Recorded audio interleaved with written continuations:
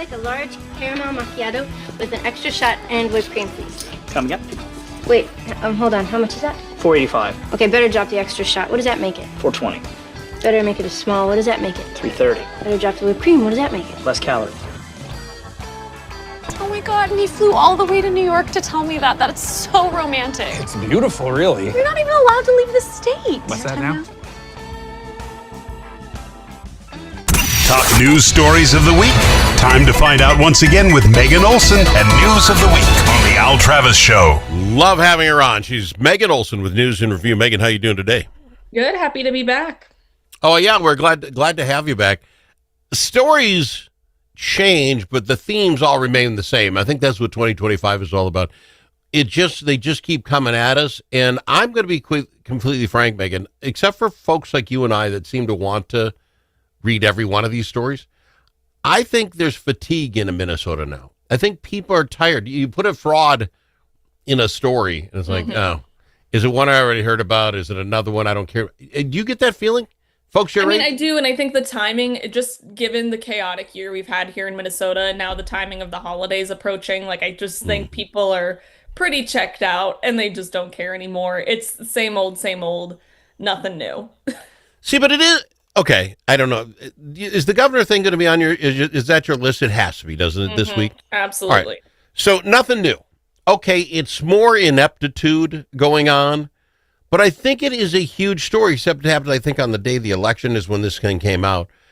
So, the governor's office gets an OLA visit, Office of the Legislative Auditor. Now, I don't know who sicks the OLA on the governor. I don't know how that just happens. If it's on a regular, they just cycle through. I don't know how this happened. But they come out, and they did this investigation, looked into the books for the governor and the lieutenant governor, and they come out, oh, by the way, we find 12 things that are pretty much not good. Yeah.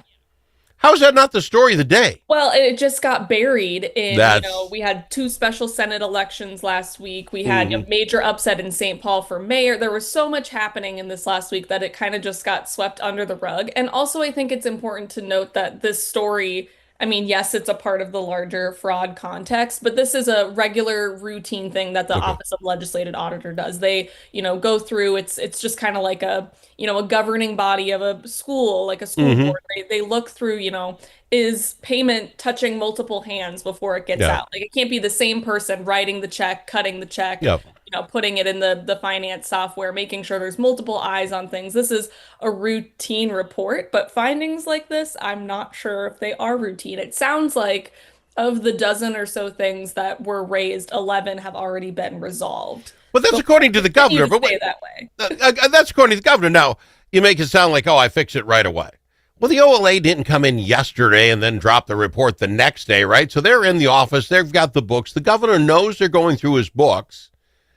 And now he's going to go, well, they're coming through. We better fix this. And that's the receipts. You have a receipt for what you need back, paying people back, and all kinds of weird crap.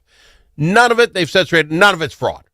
We don't say it's fraud, but it sets up for fraud. It lets people be able to do fraud if they want.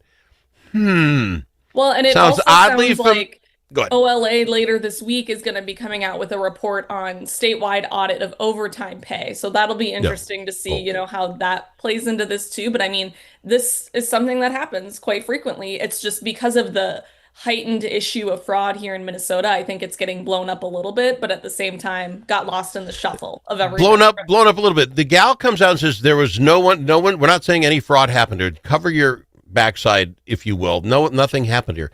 This is no different than when the governor came out after the Feeding Our Futures deal, and 70 people were arrested, and he comes out and says, but do you notice?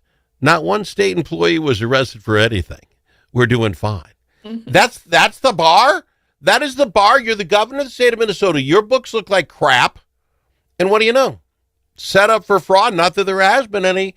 But isn't that the same in every department we have right now?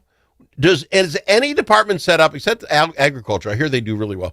Any other department set up, and you would say, I'd give you $100 if you found one thing wrong with what's going on there. And one question I have in all of this, and we've talked about how salient of an issue fraud is, and it's going to be at the forefront of the 2026 elections.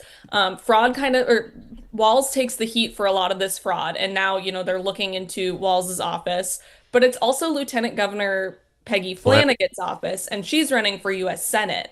in the back of my mind, wonder, is there going to be any blowback on her? Is that going to become a key issue in the Senate election too? We haven't seen that the fraud issue really come into play there. I mean, granted, part of it is we don't have a great Republican candidate out there just yet, but I mean, it's a battle just yet. Flanagan. Anyone going to get in this game? Anyone going to get in it? Or is it Craig's and Flanagan's to decide it out? They're going to box that out. That's what it is, right? And I wonder, is Craig going to go the fraud route because it's, her office that she shares with Walz. We haven't heard any blowback on her, but I think there does need to be blame kind of spread out. Well, it's her office as well. Her office looks bad. And we talked to on the program. Wasn't she the one that sits on the committee that's supposed to meet X number of times a year to talk about fraud or something? And then they didn't meet. Talk about safety at the Capitol. She's supposed to get it once a quarter with a group to make sure the Capitol's safe. And I keep the key right here, by the way. The key to the Capitol, the doorstop, was what got the guy in. And yeah, she was in charge of that. And now she has some issues with her own office. It'll never come up. It just won't. I'm sorry. And it's too bad because we need folks to get in that are willing to talk all this. Talk about getting in. Damon asked me the story for this week. Yeah, coming out with a really strong rollout of her campaign. I think I commented last week, she definitely had all her ducks in a row before she announced. She talked about how she was stepping down from the House Republican Campaign Committee because she didn't want, the optics look bad. She understands that. It's taking doing her due diligence to make sure there's checks and balances in place so things don't look too bad. But now she's coming out with her running mate, her lieutenant governor, Ryan Wilson, who ran for state auditor 2022. He was the best performing Republican on the ticket that year, lost by just under 10,000 votes. So really coming out strong. Walz doesn't even have a running mate. She very organized, and I think she's pushing the others to get theirs now. You're going to I got a ticket. You got a ticket? You don't got a ticket? Get a ticket. I think she's going to force that issue. But very calculated. I thought her video coming out was extraordinary. I thought it was very well done. So they had that put together well. And already having your lieutenant governor picked. So this has been in the works. She didn't get in a week ago and a week later. Oh, by the way, Wilson, you do anything. This has all been worked out. And he, like I said, he ran for auditor before. A couple of weeks ago, we had Representative Elliot Engen toss his hat into the ring for that race. So I always wonder what's going on in those back rooms. What are those conversations looking like? Because for Wilson, having lost by just under 10,000 votes and being the best performing Republican in 2022, it kind of seemed like a given for him to try and do the same again. He'd probably win. But now he's switching over to governor. We've got Engen in for auditor. A lot of things at play here. But I've also heard some rumors. I mean, we have other Republicans running too. We've got Scott Jensen, who ran before, Kendall Qualls. Sounds like there might be difficulty on those campaigns in identifying a running mate. So who else is going to come out of the framework remains to be seen, but probably some fresh faces I think we can expect. I think the other thing you do when you throw Damon in, and I even think Robbins, when Robbins got in, she sucked a lot of air off the other two, the air apparent. They've done it before, Jensen and Qualls. You get a Robbins in. Whoa, Robbins, shiny new object. Looked over here. Suburban woman has been on the fraud committee. And now you put Damon in.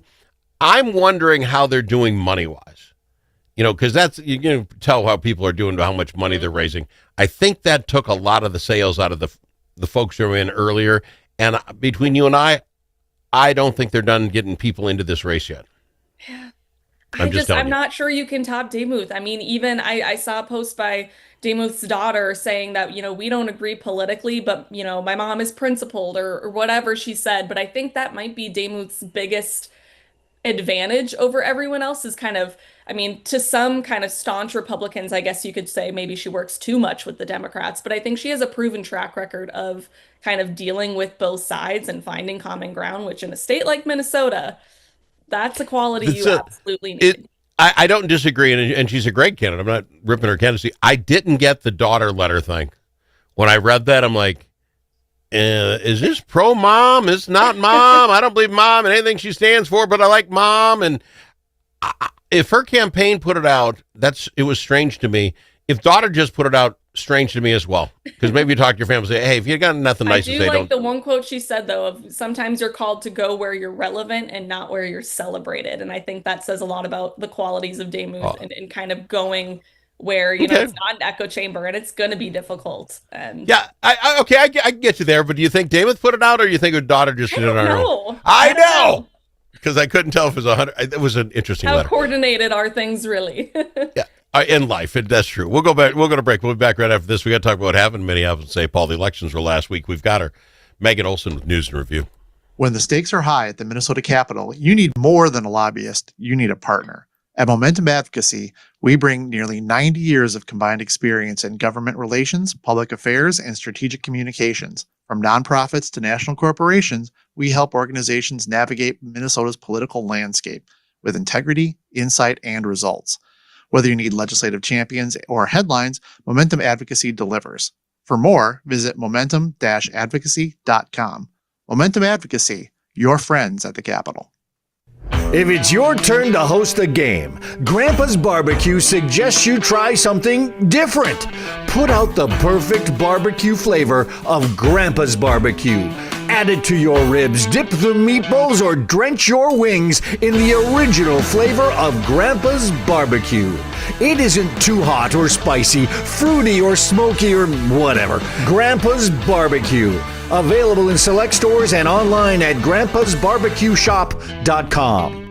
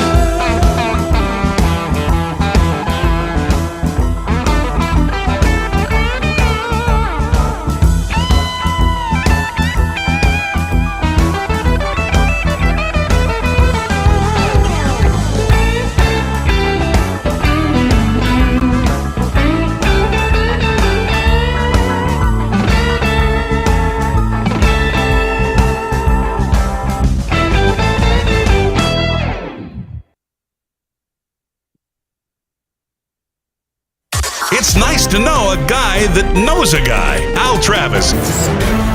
We've got our Megan's news and review on the Al Travis Show. Talking elections, I wasn't all that shocked when like Mamdani wins in New York. I mean, you're going to take the old mayor, you booted out. I mean, okay, a lot of that stuff played out. I thought Minneapolis and St. Paul was going to be very interesting, and it ended up being. I think when we talked, well, maybe it was because that was Tuesday. Last Wednesday, I said with Fry ahead by 10%, but they're now doing that ranked choice thing, getting rid of. I honestly thought Fatah was going to win. I thought the second votes would come in because they did that whole anything but Fry thing. Fry, yeah. Yeah. So Fry wins it, which I think was very telling. Your thoughts? Yeah, I mean, I'm not shocked. I did expect Fry to win. I did not think it would go to a second round of ranked choice voting. I was also surprised that in St. Paul, the same thing happened where you had Carter up, I believe, by two-term incumbent up by about 1.5–2%. It goes to a second round, and then all of a sudden it got flipped on its head. And a current, I think she's a state representative, ends up winning that seat. There'll be a special election there. But what I think is most interesting about the St. Paul race is that now Mayor Herr actually worked in Mayor Carter's office back in the day. That's kind of how she got her start into all this. So did not know that. Yeah, it's just a unique little thing. It sounds like Herr ran obviously a very quick campaign. She got in the race in August and knocked on over 40,000 doors in St. Paul. St. Paul's been dealing with a lot of issues related to tax hikes on property taxes and businesses leaving. And so I think it's interesting that that tide shifted in St. Paul, but the tide didn't shift in Minneapolis. But it wasn't, St. Paul wasn't like a Democrat socialist versus, regular incumbent Democrat. Those issues don't really bleed over into St. Paul. But now we have 2 more special elections, Al. It is crazy, and I don't think I've read that the governor has actually called the special election, because you got to give it enough time for a primary if more than one person signs up, and then you got to get about 6 weeks. You're going to talk mid-January whenever they figure this out, and the 2 seats would be this Herr seat, Representative Herr in St. Paul, which, I'm sorry, I don't think is going anywhere. I mean, what, you laugh. That's going to stay Democrat. You're right. So the whole world will hinge on Woodbury's, I think that's the A side of Woodbury's Senate district, that young lady Yeager moves in now. She becomes a senator. She won Mitchell's seat, so that opens up. Is there a chance in Woodbury, Minnesota, if every Republican showed up and spent every dime they had and knocked on every door, could that be flipped, which would then seal that House to the Republicans? Yeah, I don't know. And I think it is a race to keep an eye on. I mean, obviously it's a special election, so voter turnout is key, but it's one to keep an eye on because I think it's going to be pretty telling of what's going to happen in 2026 in the Minnesota suburbs. I'm not so sure. I'm going to play the middle right now. I don't feel strongly one way or another, but I think the timing of these elections is very key because we could very well start session with Republicans having control of the House, and that's really going to slow things down this next year. Well, and you got to have your speaker who's also running for governor. I mean, there's going to be all kinds of play here. But when you talk about it being a bellwether of how things will go in 2026, I get it. Everybody does their pocketbook, and maybe they all think Trump is the reason, life is tough right now. But can you read the paper or listen to news about the fraud, and not possibly think the other side might be able to help keep a few more bucks in your pocket if we're not handing it out to others? I just think fraud might actually, for the first time, be so hinged to how your pocket would look that I think there could be a chance there. I'm on the side. I don't know who's going to win this thing, but if there's ever a time to say, looky here, look at the bright ball. Isn't this it? Every day's a new fraud. Yeah, for sure. And like I said, I mean, it's just the timing of it. And then also like the get out the vote efforts and how are candidates messaging the fraud? Are they messaging it in a way, like you said, where it's, more dollars in my pocket? We know the cost of living right now is so high and people are struggling with grocery bills. Are they taking that route? Or are they just talking about, look at the mismanagement and, shiny thing over here? And that's to go back to Dame who's running for governor. I think that's a unique thing about her and Ryan Wilson, and something that he said in their press conference is that they're not just pointing out what's wrong in Minnesota right now, but they're coming forward with real solutions and actually a productive path forward. And so I think other candidates down the ballot also need to take note of that. And you can't just point out, oh, look what's happening. Aren't you so angry about it? You actually need to come forward with a thoughtful response and a way to fix it. And they're going to have to find a way to play in that. That's not a bumper sticker. I'm run against fraud's a bumper sticker. To get into the nitty gritty and how, we just talked to Gustafson about it, that's a harder sell. It takes longer to talk through all the nuances. They better hope it isn't just the paper or the TV station is going to give you in-depth coverage on your plan. They better find ways of taking the time to be on long-form radio, if you will, to lay that out, because those are complicated issues that aren't done on a bumper sticker. And if it gets lost, then they're just another one talking about fraud. Yeah. Well, we'll see. If these special elections happen, we're breaking a record, and we will have 8 special elections in 2025 if they do happen. Breaking the record from 1994, so... That's cray. All right. We got to fly, Megan. Appreciate you. Yeah, we'll be back next week to talk about the top Minnesota news stories of the week on the Al Travis Show with Megan's News and Review. Braver Angels Minnesota is part of a national movement that brings together